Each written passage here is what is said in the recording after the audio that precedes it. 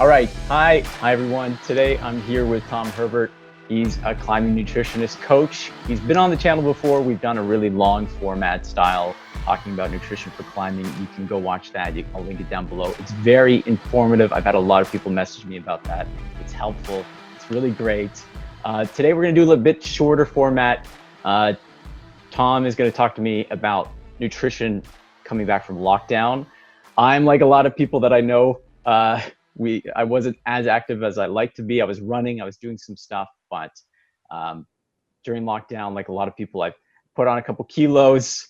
My nutrition wasn't always in line with what's optimum for climbing. I've come back to climbing and I'm couple grades out of tune with where I was before. So I'm trying to kickstart things, get back into things. And Tom's gonna help walk me through a couple strategies, hopefully, to do that. And before we start, you can find him at useful.coach. He's also got a podcast called Climb Sci, where you dive into the science behind climbing, nutrition, everything to help you optimize your training and your goals and your performance. So, Tom, that was my intro. Welcome back. Hi. Long time. Long time. How What you has it doing? been like? Has it been? I'm good. I'm very good. When was the last time we spoke? Maybe 2 years? Was it 2 years? No, it can't be 2 years ago, right? No, it's probably been like a year or so, Yeah, something like that. yeah. I looked at that video and I was blown away. I think the last time I looked, it was like 200,000 views or something. Now I'm no social media person, so numbers like that seem a lot to me. But I think it's over 400 now, which is weird because really? that was one of my earlier videos, and it was just kind of one of those things. I was trying to go to a trip, and I wanted to like cram. It was one of the last minute idea that just That's kind of right. propped up, and getting in touch with you was really important for me because I knew I wasn't where I needed to be in shape to go like climb my first V7. I've done more than that since then, but like that nutrition advice and the getting me on track was really helpful for me to do that in such a short period of time. Yeah. Now, like I should tell people too that you don't normally work like that with clients. That was because I asked you to do that. Yeah. Normally you work with clients over a longer period of time. And we're going to be doing something a bit longer format, but you help people break down what they eat and strategies for optimizing training and really reach their goals. And I think it could be, I think a lot of people might look at it and think, well, this can't be real, but I think it's phenomenal just how much nutrition and how we feel ourselves actually feeds into our performance, and a drastic change that people can make by just changing what they eat. Yeah. And I imagine you've seen that a lot with people you work with, because you work with top climbers, top athletes, and then and amateurs like myself. Yeah, I mean, yeah. So there's two things. One was, when we'd work together, it was just like this. You said to me 6 weeks, I think, and I was like, okay, It was less than that, here's but yeah, something like everything. that. Yeah, here's everything. And I think if people go back to watch that video, especially the one that we did the call together, I basically just dumped information onto you, boom, and you just kind of went on your way. That's certainly not how I work with people. So I work with people normally for 3 months. And the reason I do 3 months is that it's a nice time to get to know with somebody. And it also allows them to plan. Most climbers who are coming to me because they have, they bought tickets to go to Spain to do some project that they're working on. And so what we normally do is they book, 6 months in advance or something, so we can start and then work up to that point. And we'll do different cycles. We'll do a performance phase when they're training really hard.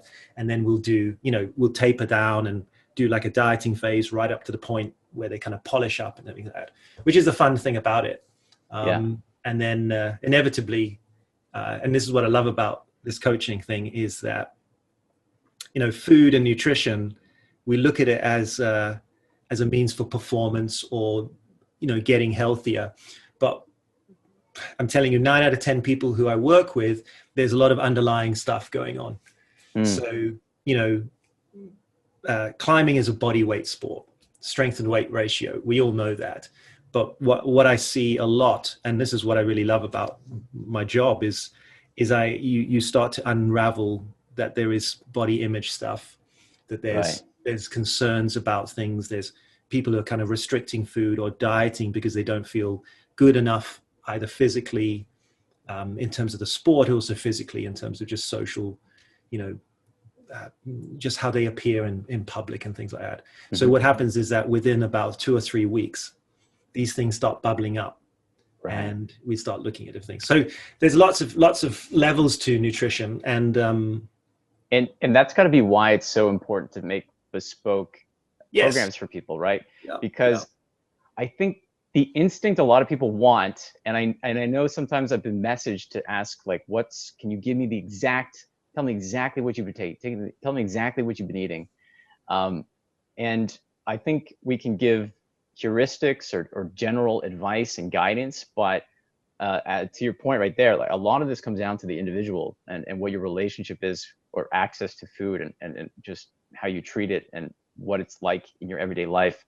That it'd be nice if there was one size fits all, everybody eat this, but everyone is so different. So that's working with someone like yourself will be the best way to optimize your goals. I think this is the thing, is that the weird thing about nutrition is, on one level, it's almost a joke. And I mean that because if you look at the history, if we stay within climbing circles, if you look at the history of some of the greatest sens these guys were, you know, drinking and smoking a joint halfway up the wall, right? Yeah. There's not a way. This is not some of them, but yeah, some of them. You know, over time we've realized that this is not such a great way of doing things. But what I'm trying to say is that on one level, the body is incredible with what it can get away with a really bad diet. I mean, it is remarkable, really, how people do what they do. I mean, I've had food diaries from some Team GB climbers, and I've gone, wow, okay, that is incredible that you actually do what you do on that diet. And it's not that it's a bad diet in terms of full of burgers and chips and things. It's just that it's just really not enough food, and it's interspaced with, you know, Freddo chocolates. Right. So I'm just like, I think, wow, this is incredible. So it's, on the other hand, they're getting performance despite what they're eating. Yeah, despite being kind of like suboptimal. Yeah. Okay. And then I've seen other climbers, some incredibly good climbers, who, when I look at their food journal, I go, yeah, that's why they're really good. It's just like a diet and a culture that they've grown up in that is just packed full of like fresh fruits and vegetables, and like, it's just their home life has been so good in terms of how that has been, that they've just, you can see how that just augmented their lifestyle. So there really is there's not a one size fits all with people in the long term. You can, and I think we even did this on that show, and even in the Climb Side podcast, you know, we give some general recommendations to people. Right. Because in a sense, that kind of general sense of how much protein, you know, like 1.8 grams per kilogram of your body mass, that pretty much works for everybody. The difficulty comes in, what I see, and what is basically my business, is looking at someone and saying, okay, for what you're doing, you think that you're eating a lot, but you're not actually eating enough. And it's this enough, which is the interesting thing. And this, particularly with climbers, is because, you know, most climbers who are kind of invested in their sport, not on a pro level, but just a kind of a good amateur level, they are doing maybe a minimum of 3 days a week climbing, right? So maybe like 2 days in the indoor gym and then maybe a weekend, right? So it could be 3 to 4 climbing sessions. And then no doubt they're doing 2 training sessions, right? Yeah. And then they're basically eating like an average healthy person, active person. Yeah. What I'd see is, I'm like, you know that you can put another 300-400 calories every single day. And they're like, what? And so what is, you know, what's the great joy is, and I was saying to somebody the other day, is that at some point I'm actually going to believe in the science of what I'm doing. Because what I do is when I work with female athletes, this I find so fascinating, because I have a body of experience that tells me, when I give a a female athlete roughly about 400 calories more per day, they feel better, they sleep better, they perform better, they recover better, they're happier, and they don't put any weight on. Wow. And what happens is that I prescribe it and I get nervous. Even I've done this 20, 30 times. I prescribe it and then I sit and I go, oh God, is this going to be too much for them? And then 2 weeks later, they're like, oh, I feel great. I haven't put any weight. How am I eating so much? This seems like a huge amount of food, but why is my weight not changing? And I'm like, yeah, incredible. It works again. So it's fascinating. But that is fascinating. 400 calories, to put that in perspective, is that kind of like, I mean, it depends on the meal, but it could be like a full meal, right? Yeah, it's basically, yeah. I mean, I had one climber who was 600 calories more per day. 600 calories more per day. Right, that's insane, right? And what is amazing about it is that, and this is the thing that is quite tricky to understand, is that we understand in a general sense from the public the kind of calories in, calories out balance. Yeah. And that is true in terms of the body is an energy reservoir. If you put more energy into it, it will have to try and find a balance. But if you tip it too far, doesn't matter how much heat it expends and how much activity it drives you to do, at some point, it just has to store this energy. And it stores the energy in different ways, right? If it's glucose, it will generally go into glycogen stores in your muscles, right? Yeah. Once that's filled, it's got to go somewhere. It can't just disappear. And so what happens is that's where you start building up body fat stores, right? Right. And what is amazing though is that we understand that on a simple basis. But what I see and what is like my primary work is that you have active people who are fairly good, lowish athletic body fat levels. They're eating a certain amount of food and they're maintaining their weight, right? Mm-hmm. Or maybe they're a little bit higher body fat than they would like for a climber, but they just seem to be sitting at that weight. And the first part of my coaching is basically to give them what I call performance targets, which are normally about between, depending on what they were eating, between sort of 300 and 600 calories more per day, right? And it's mainly carbohydrate calories, but depending on where their protein intake is. And what is amazing is that you would think, well, hold on, if they're weight stable and now you're giving them 600 or let's say, well, basically it'd be about 3,500 calories more per week. Yeah. Surely they're going to put more body fat on, but they don't. And that is the magic of it, is that it's like you have a body that for some reason, well, not for some reason, but for multiple reasons, just slows itself down a little because you're slightly under eating for what you need in terms of expenditure. Yeah. And so what happens is when you start giving the body basically exactly what it needs up to kind of as much as you can, the body just says, oh, I have all this extra stuff to do.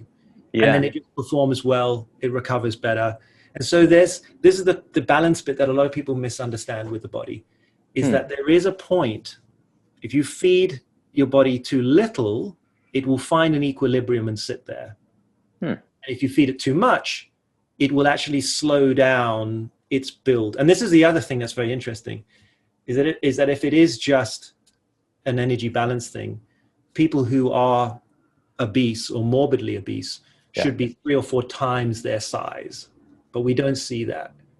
So the body is responding constantly to... Yeah, there's this kind of interesting margin that it just fluctuates in and out of. If you feed it constantly huge amounts, it will expand and expand, but it doesn't expand at the rate that you would think it would be. People are not turning into hulks, right? From eating 4,000 calories a day.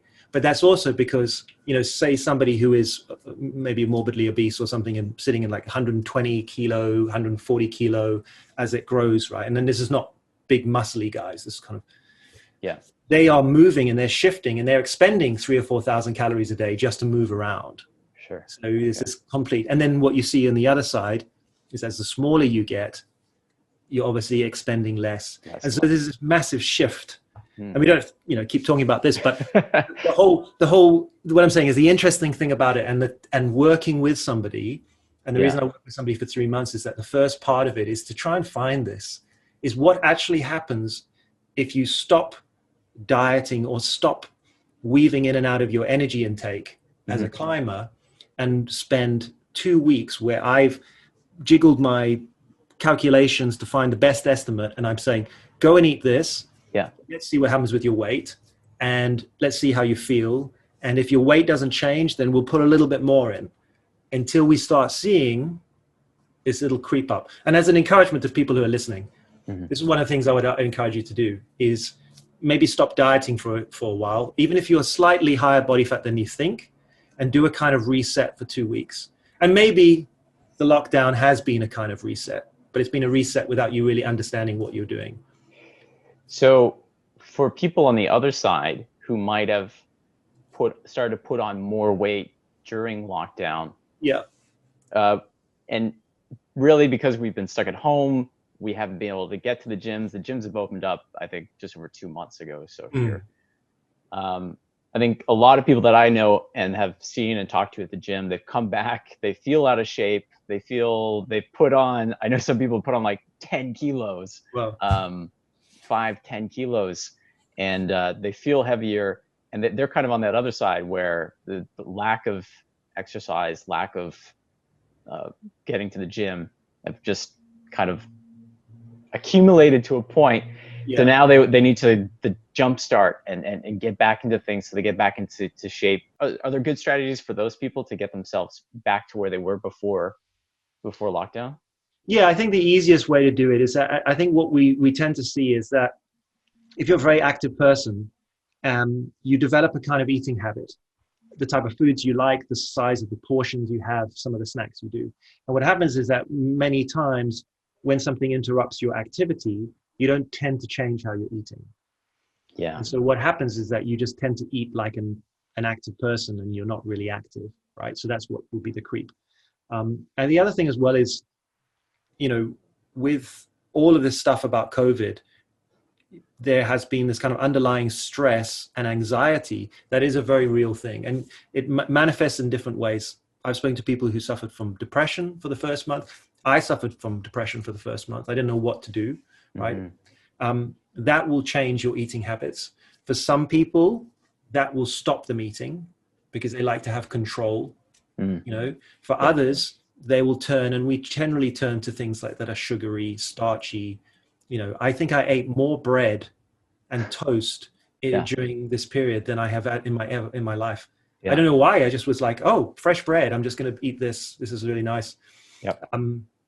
Which is not necessarily a problem, but it does become a problem when you realize, okay, there was an imbalance here in terms of the amount of energy that I'm coming in. So in terms of strategy, I think the first thing to do is to look at your lifestyle and look at the habits that you're currently putting in place, and just notice and do a kind of pantry clear. Like if you've got into a habit of maybe having more snacks at home to watch, TV and things like Netflix and stuff like that, that would be the first thing I would go and look at. Like, go watch some things, finish your Pringles, finish all your stuff, get that out of the house so that you can kind of get back into gear. If you have noticed that you're eating a lot more carbohydrates, but haven't started back into your regular activity schedule, then that would be the thing, is to try and, it's like almost like a taste habit thing. So if you're used to having like maybe 3 big carby meals a day and carby snacks, then try and see if you can just like switch it around and maybe say, for dinners now, I'm going to do maybe a big salad and or lots of steamed veg and a portion of protein or something add. So before we even looking at numbers or things like that, just look at your lifestyle and just try and kind of be kind to yourself and think, okay, I've got to try and change the new habits that I had built up over lockdown, right? And then, start bringing back into your activity. And I think for people as well who are struggling to go back to the gym, and also, and I had this myself, is there may be some sort of apprehension about going back, putting on a vest and going climbing again, because maybe you put a bit more weight on, or you're feeling heavier, or your climbing ability has dropped by 2 grades. Right. I think the main thing is to realize that unless you're one of the few people who built a climbing gym at home, which some of them have been amazing, everybody's in that same place. There's going to be some outliers. There are always outliers in the gym. Those guys and girls who are just, they're just cool and they've just managed to have navigated through lockdown. Somehow they did it. I wasn't one of those people. I was definitely. So, be kind to yourself and don't worry too much about that, and just enjoy the process of starting again. I committed back in the last 2 months to 2 days in the gym again, in terms of the climbing gym, and I'm starting to ramp up, going to the normal gym in the morning. Yeah. And it's just like, all the numbers are low. It feels hard. I feel heavy. Yeah. I don't feel as fit. I don't feel as conditioned. But just enjoy the process of discovery again and moving your body and things like that. And then, look at what you can move out, and notice your weight and use that as a kind of proxy. I think that's really good advice. That the strategy of keeping things out of the house is one that I use all the time. Yeah, I just don't buy it. And as if it's not there, it's not in the back of your head, and that it's in the pantry somewhere, and then you can go get it. And the carb thing, I want to touch on the carb thing for a second, because I have mentioned in videos before, when I say, I'll say things like low carb, like I've dropped my carb, and some people think that I'm doing keto or something really extreme like that. But I want to clarify, if anybody's watching, when I say low carb, it's kind of a relative term, because I would eat before like an entire bowl of pasta or a giant plate of pasta. And when we had talked before, it was about getting rid of some of those like white pasta or white bread, and switching it with rice or other types of ways of getting carbs, so it's not such a carb focused diet. But carbs aren't evil, and they're not bad for you, and they're great for energy when you're working out.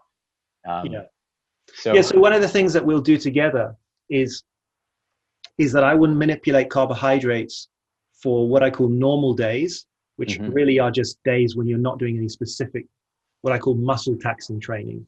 So, if you're doing just a fingerboard session, or maybe like a core work or something like that, then I typically call that a normal day. And that carbohydrate intake is what I would call moderately low. So you're looking for somebody, say from 50 kilos up to 80 kilos, it could be like 100 grams to 150 grams of carbohydrate, right? Yeah. And then the fat tends to make up the rest of the energy. And that fat intake could be about 90 to 120 grams of fat, right, with the protein. So that's a normal day. On a training day, and it can be anything from resistance training, TRX session, something that requires you to be powerful and use your muscles. We're pretty much doubling that carbohydrate intake. Okay. Right. And so there's this notion of what I call rock and rocket fuel, which is like if you need the power, you put that high energy, food in. And so that's really the manipulation. For some clients, I will go, which would be typically low carb, and that would be like maybe 50 to 70 grams of carbohydrate. But that's very few people. And that's kind of bordering on that ketosis state, isn't it? Yeah, for keto, you're going to have to be, depending on how active you are. If you're a sedentary person, keto for you basically means like you just cannot have carbs. Right. Yeah. Like it's just basically whatever carbs you get in like green veg, like broccoli and beans and things like that. But if you're more active, you can go up to maybe 50. Even some people can go up as high as 100 grams. But that's, you're looking at cyclists, right? Because and the reason the easier way to think about this without getting too sciencey is that you're just burning off the carbohydrate. You're burning off the glycogen much quicker, and so you're putting yourself in a carbohydrate deficit very quickly. Whereas a sedentary person, like for instance, if I had to get my mum into ketosis, it would be more difficult. Sure. It would basically be, Mum, you just cannot have any carbs at all. Yeah. Which would be impossible. For people like some of my friends who have put on quite a few kilos, and their eating habits have kind of changed or maybe stay the same, but they're not exercising as much during lockdown or maybe right now. Do you find that doing a food diary and tracking what you're eating is really helpful for people to visualize just how much they're taking in? to give people listening or watching right now some reference, I'm starting to work with Tom right now, and he's got me doing a week diary of what I'm eating. I'm logging everything I'm doing, and it's using this online app that makes it really nice because I just start typing in the thing and it brings it up. I don't have to look things up myself, and it's illuminating just how things start to add up. And when you think you don't think that maybe you're having that much, but I'll look at some days where I'm just at home on the computer and I've had way more than I thought I was eating. And maybe I'm recovering from working out the days before and I feel sore or whatever, and I'm just eating a bunch. But do you find that's helpful for people just trying to get their nutrition on track? Maybe they've never had it really not nailed down. Maybe even before lockdown, they're still struggling to get things right. Do you think taking a diary and really logging things in creates a nice framework, a visual for people? Yeah, 100%. I mean, in general, depending on where the person is in their lifestyle, if you were to look at your life and you realize that you're just eating a lot and you're eating quote unquote unhealthy foods, then without even looking at anything in terms of calorie counting, just removing those things, you will lose weight, right? It's almost certain. But most of the time you have to have some level of accountability, because we're not very good at actually understanding what is the energy density of certain foods. So for instance, there's a donut shop near me where I do work in the office, and it's a dangerous place to work. Yeah, I mean, it's amazing. And I will sometimes go not sometimes, I go a lot to have a coffee and a donut, right?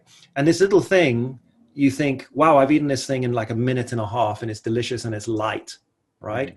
But when you actually look at it, if it's a kind of glazed sort of cinnamon thing, this could be about 400 calories, right?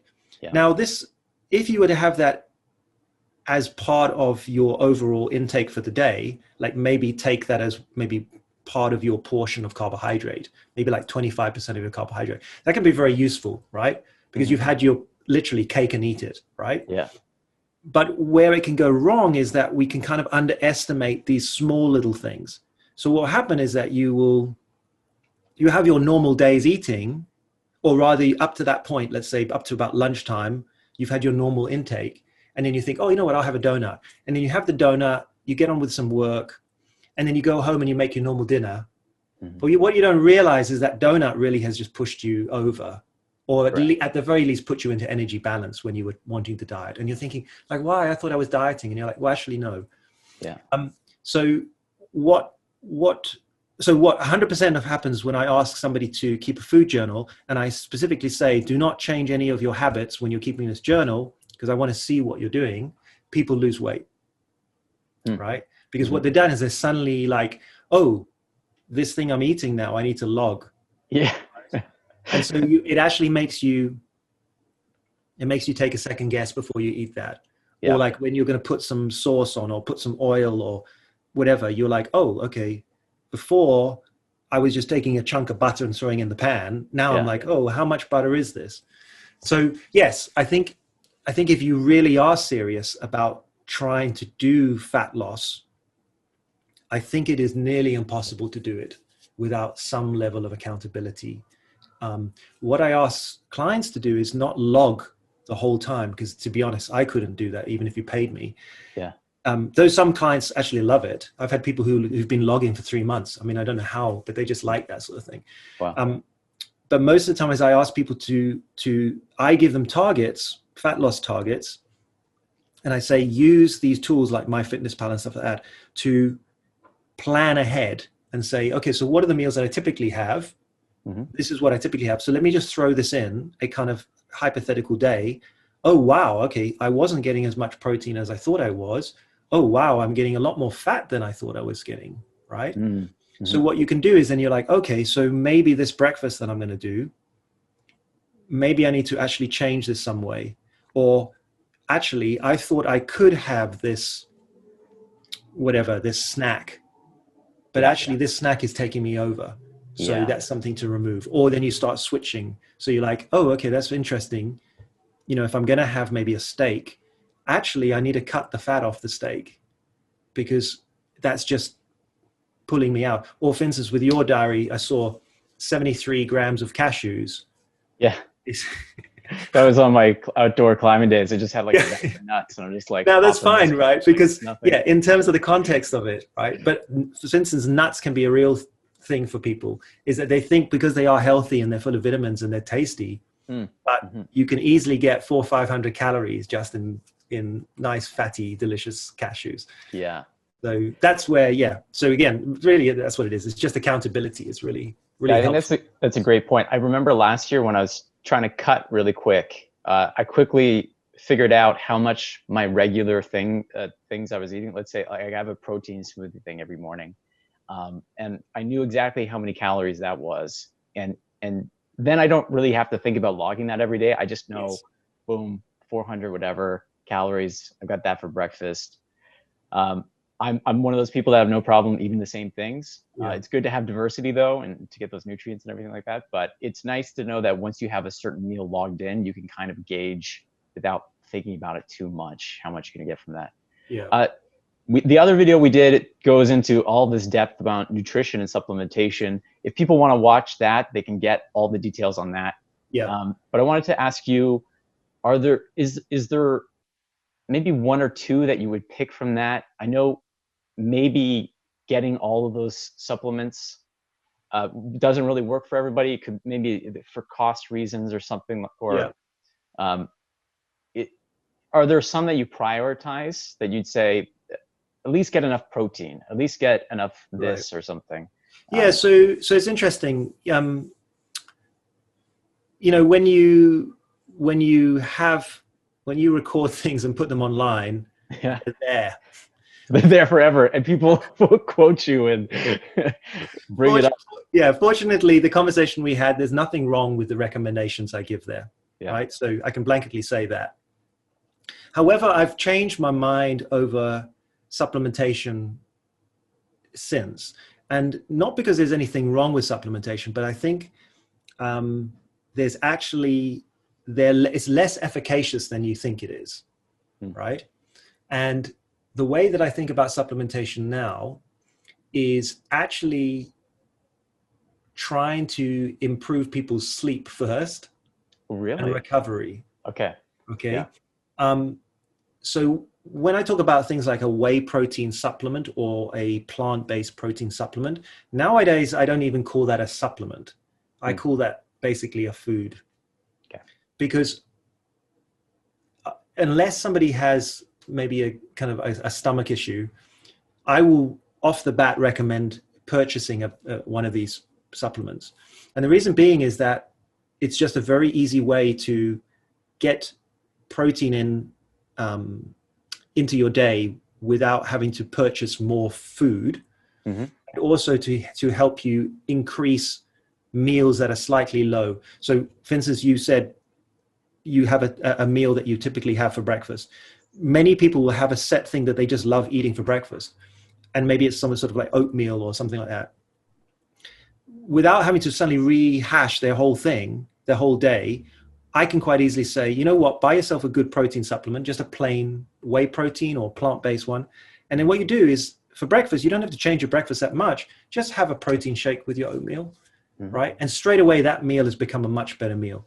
So protein supplements, I kind of say, is something that you can add as an adjunct to other meals. I think if I remember, we did beta-alanine and creatine, I think, on the thing. Yeah. The beta-alanine, I think there's more data coming out to show that this probably isn't doing that much. And again, with these sort of things, the supplements nowadays are not that expensive. Right. But the question comes in with beta-alanine is, I wonder how many people can actually tell that it's doing anything. Okay. Now, that doesn't mean that it's not doing anything, and it doesn't mean that it's harmful, or it doesn't mean that it couldn't be efficacious. But I think what happens with the kind of thinking about supplementation is that straight away people get excited. And I even remember looking through the comments on that video, is that for some reason people think that food is not doing that much. Like it's useful to have to eat healthy, and then the things that really push you over the edge of the supplementation. And I promise you that it really doesn't. Like they really do so minute. Now, something like creatine, and we discussed what it does in that previous video, so look at that. Yeah. That could be beneficial in terms of really just getting 1 or 2 more repetitions out in the gym, right? Yeah. And if you're putting in extra repetitions every time you go to the gym, then you're going to get better, right? Yeah. I will say on the creatine front, it's one of those supplements that I did, like I 100% noticed a difference, at least for myself. And I think you pointed out before that some people just have natural base levels that are like varying already in your body. Yeah, and it can. Yeah, some people are non-responders. When I worked with a very high-end Team GB guy, it had 0 effect on him. Yeah, and so I said, don't try it. Don't bother trying it. I mean, don't carry on using it. For other people, it works very well. For myself, I can definitely feel it. I have much more consistency in the gym, but for me, it changes my weight quite dramatically. 2 kilos, like within 2 weeks, like that. My weight goes up. Now I don't feel bad for it. Yeah. But whenever I notice it on the scale, I'm like, wow, like, have I really put on that much weight? And I'm like, no, you haven't. You're fuller because it's hydrating to the muscle, which is good because it makes you fit into your t-shirts better if that's your thing. If that's what you want. Actually, this might have been something that happened to me because I was running a bunch during lockdown. I had a shoulder thing. I wasn't doing any pull-ups and stuff. So I was running a bunch and my weight had been, I don't know, it was like 72, 73 kilos. And I put on a couple, and maybe it's because I started taking creatine again since coming back to climbing. But so from that point of view, creatine, obviously, as we've spoken about, is that can be a negative for climbers. Is that there is this thing that basically, if you get more hydrated, that your strength to weight ratio is going to change, but you should have a little bit more power. So creatine is something you can experiment with. Creatine, interestingly, though, is also has a level of health benefits. Again, if I could get my mum to take creatine, that would be awesome. But she's not a fan of these sort of things. But there is enough data to say that, as we get older, creatine probably becomes more important. But high-level climbers, maybe they'll position it in a hard training block to get the most reps out, and then you can pull it out towards when you're going to do a project. Other than that, so I focus now on really. I'm a big fan of glycine.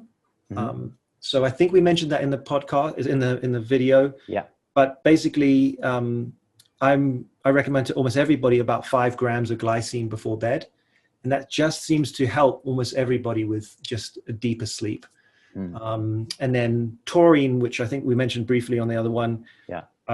That's involved with so many other pathways, and basically 2 grams before bed seems to also help with that. And also, both glycine and taurine work on the pathways that are involved with anxiety and things like that, which is why they can help with sleep, but also having glycine and taurine during the day can actually sometimes help people with anxiety.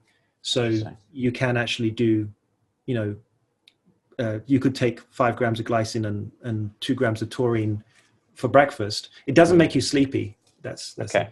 But you can experiment. You can experiment with that. But what I'm saying is that if you can have the mindset rather of supplements to be performance enhancers, because to be honest, there really isn't, apart from caffeine and creatine and illegal substances, there isn't any performance drivers. But if you can think of supplements rather to think things like vitamin D, we've been stuck inside for a long time, stuff like that. That is more important. Quite easily, you can get a sort of vitamin D supplement of about 2,500 IU. That would be a useful thing to do. And then a kind of an omega-3 supplement. So either a fish oil or rather, I recommend people to have maybe 1 or 2 cans of sardines per week.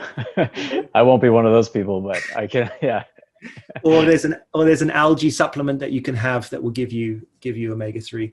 But I'm really very low now in terms of I haven't recommended beta aniline to a climber for almost a year. You might have been the last one. Really? I'm still taking it, but I've got a tub of it, so I'm just like I might as well Might as well take it. But but yeah, I think the big thing is for folks is really like I promise you, there isn't anything that's going to make you better in terms of a supplement. What will happen is that if your diet is poor, then and say you needed some vitamins that you're not getting from food, yes, then the argument is for that. But the problem is that's not how you fix it. You fix it by falling in love with eating more vegetables, right? And the same way that you will eat cookies if you have cookies in your pantry, right? If you actually go and buy vegetables, you will eat the vegetables. So one of the things I do myself is I have a big sort of glass Pyrex tray on the bottom shelf of my fridge. And what I do is whenever I buy vegetables that normally comes in plastic packets, open the packet and tip all the vegetables into the big thing. A bit like you would have a fruit bowl, right, on your countertop. Have a vegetable bowl in your fridge. And what it does is that for some reason, mentally, when you go to prepare food, you take out this big bowl and you've got peppers and cucumbers and tomatoes and mushrooms and it looks beautiful, right? Yeah. And what it does is your brain just says, oh, take this, chop it up, put this in your meal. Whereas if it's in a packet, you're like, I can't be asked to open this packet, take the tomato out. I don't know why, but your brain is super lazy like that. So that's a good way to do it, is think about that. Have a bowl of veg in your thing, and you can see when it's running out and you're like, oh, I need to buy more peppers. I need to buy more this or whatever. So, yeah. And I think I don't know about other people. I know myself, I'm very habitual in that starting is the hardest thing. Yes. I like challenges that I do that are 30 days or whatever they are.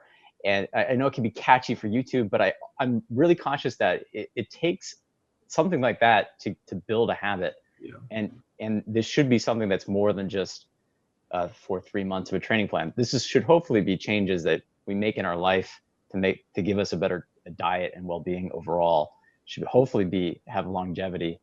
But I like that touch, because I think we talked about this offline before, where you can get a lot of these nutrients from what you eat. The trouble is that a lot of us aren't doing it, which is where supplementation comes in to kind of fulfill those gaps that we're not getting. Yeah. But if we can eat right, then we can avoid some of these other things and just get it from what we're taking in. Yeah. And yeah. Yeah, it's just it's not sexy and it seems boring. And and there's this thing of like, well, surely I should just take this multivitamin because it's going to fill in the gaps, and maybe more of a certain vitamin is better for me. And it really isn't the case. And that's the unfortunate thing. And yes, a good multivitamin can be useful, certainly for people who are maybe eating less of certain foods that are going to give them things like zinc and copper and things like that. But what you don't understand is it's like, you couldn't just have like an isolated whey protein as your primary protein source. Mm-hmm. Like, you would get sick.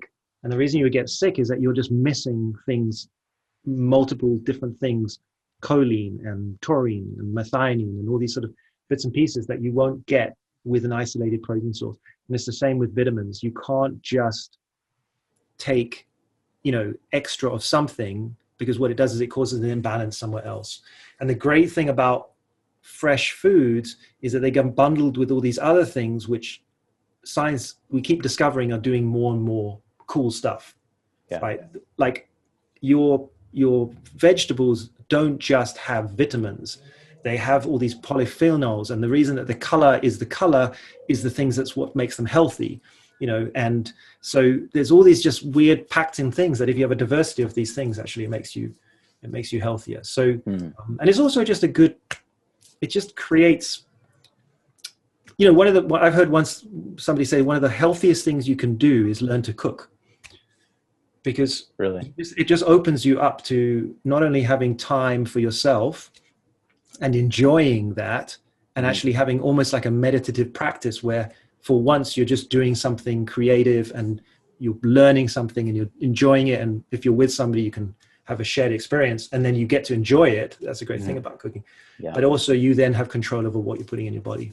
Yeah, exactly. Yeah, that's a good point. I like to throw in a podcast, go into the kitchen, Yeah. Just make it a nice. Yeah. You're gonna have to share us. You're gonna have to share some recipes with us that I can link down below. Oh The man, Tom's everybody asks. favorite. It doesn't have to be yours. It could be one that you use online. I've maybe sparked some ideas for people. Yeah. This has been good. This was gonna be a short one, but Yes. there's too much useful information. I'm sorry, people. I'll try and put in some time notes down below because maybe it can help people navigate it a bit. There's one other thing I wanted to touch on. The sleep thing is really important. Yeah. And I've noticed with myself, I work at a computer all the time, and I have flexible hours, and sometimes I find myself working into the night. And maybe some other people, do you have a strict recommendation with people to get away from screens at a certain period of time? Because I know that sometimes I'll be working, I'll be on the computer, it's midnight, it's close to 1, I start to go to bed, and then it just takes me forever to get the sleep afterwards. Do you have any protocol that you recommend? Yeah, I do. And I'm talking, if I, to have integrity here, you can see the dark rings under my eyes. You're in the shadows right now. Spectacular. It's okay. It's okay.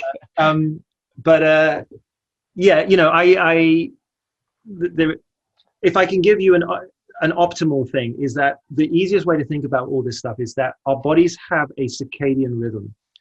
We are supposed to be creatures of the day, and we go to bed at night. And we see this even in terms of how hormones are secreted into our tissues, into our bloodstream, and also how different things happen, right? And when you disrupt this cycle, it really doesn't lead to health. So what you've got to try and think about is that you should be eating and doing stuff during as much of the daylight hours as you can. And then as you get towards darkness and towards bedtime, you want to start tapering that off.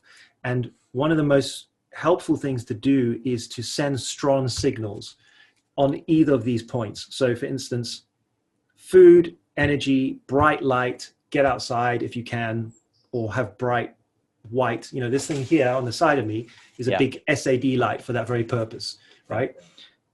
And then as you come towards the evening, you need to try and dim your lights. Try and stay away from screens as much as you can, because it's that white light that's coming in. You can have some apps that will put a kind of a filter on, things like that. But also try and make a ritual of slowing yourself down. Some of the best sleep I've ever had has been when I've come into my room an hour earlier than I go to bed, which might be sort of like maybe 10 o'clock. And I put a podcast on. I put a small desk lamp on in the corner. So my room is kind of this almost like a candlelight. Yeah, right? sure, candlelight. Yeah, okay. And I just do either some stretching or maybe some foam rolling or some like light yoga, or just lie on my back and just listen to the podcast. And then what happens is that you can then just literally turn the light off and just slip into bed. And your body has had an hour where it's just slowing everything down. It has a strong signal that actually it's time to turn off. The worst sleep, and I'm sure everybody's had this, is where you have something that you're worried about. Right. Yeah. And you get into bed and your brain's like, oh, I don't need to think about the body now. I'm just going to think about this thing that is annoying you or you're worried about, and you just don't sleep. And so, you need to be careful with that stimulus. If you're staying up and you're going to be playing some like intense computer game or watching some intense action movie, and then going to try and go to sleep, this is just not helpful. And then on the other side, I even think I've changed my mind about, for instance, things like fasting and intermittent fasting and things like that. And I recommend people not to skip breakfast, because you want to start the day with a strong signal that this is daytime. This is when the clocks of the body start. And so if you want to practice sort of time restricted feeding and all that, I say shift it the other way. So start earlier and end earlier. Yeah. So you have your dinner earlier so that you start your fasted period overnight sooner. But that all comes into context of where the person's training and all that sort of stuff. Yeah. But yeah, I really think, like no supplement is going to help you recover better than Sleep. consistent, if you get an extra, let's say a good quality half hour more sleep per night every day of the week, promise you will be able to climb more and recover better and climb more and get better. But I know that it's one of the hardest things to change. Right. Well, it's like food. It's not the sexiest. It's not always thought about first, but it can go a long way. I had one other question that came to mind as we were talking. Alcohol. Oh yeah, Now, before, I know when I was trying to cut down a bit, I switched from drinking beer, and I'd have just like scotch if I was out drinking. right. But I don't drink that much anyway, so it's not such a big deal. But I know it's a big part of people's lives, and being social and all those things. And do you have any recommendations? Do a lot of the top athletes you work with, do they not drink at all, or do they? Yeah, I make mean, little I don't switches? really see that much actually. Uh, yeah, I mean, it's normally maybe the weekend with friends, you know, after a climbing thing, maybe they'll have a couple of beers, but they're not. I don't see. I never see somebody who is a regular, you know, a glass of wine or a beer in the evening. And the clients that do come to me, and I notice that on the profile they have maybe a glass of wine in the evening. That's actually one of the things I first look at. The first thing I look at is whether or not they have a cup of coffee in the evening. Right. That would All be this my impacts number. sleep, right? If I can give you one thing, like out of this whole thing, is that if you're having a cup of coffee, let's say after 2 o'clock, try your best to get rid of that thing. Okay. I promise you that will make an impact on your sleep. And I know some climbers who will have a cup of coffee at like 5-6 o'clock after work to go and climb in the gym. And I'm telling you, get rid of that caffeine and replace it with some sugary carbohydrate. And that's much healthier for you because it won't disrupt your sleep cycles.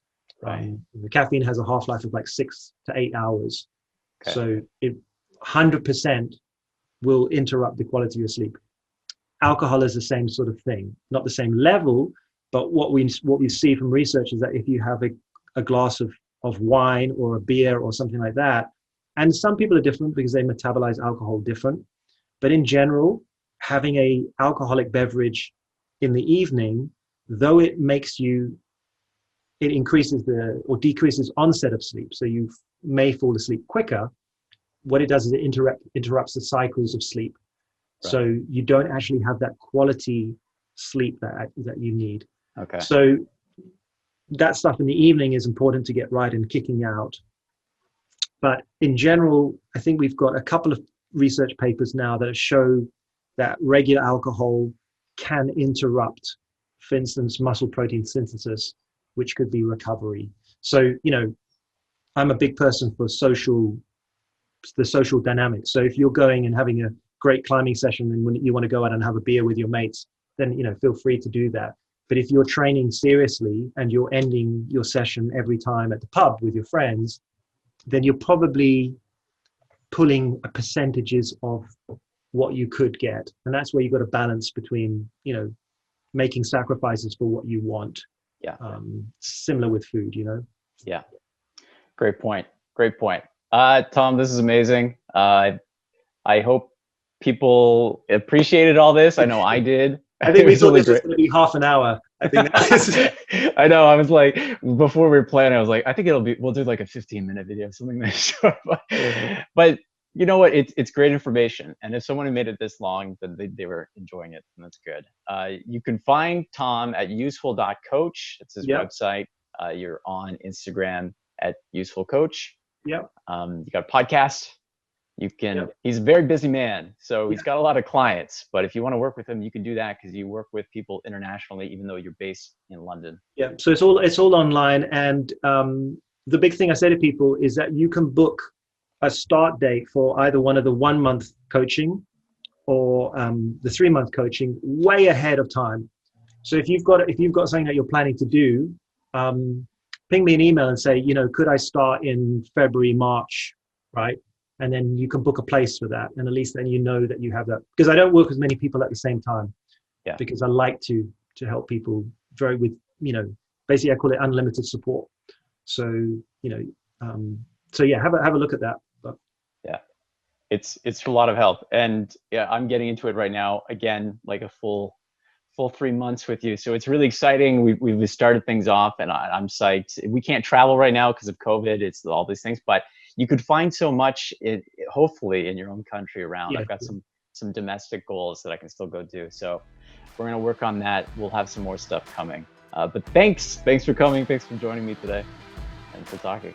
cool. Always a pleasure. Always a pleasure. Bye everyone. Bye Tom. See ya. Bye.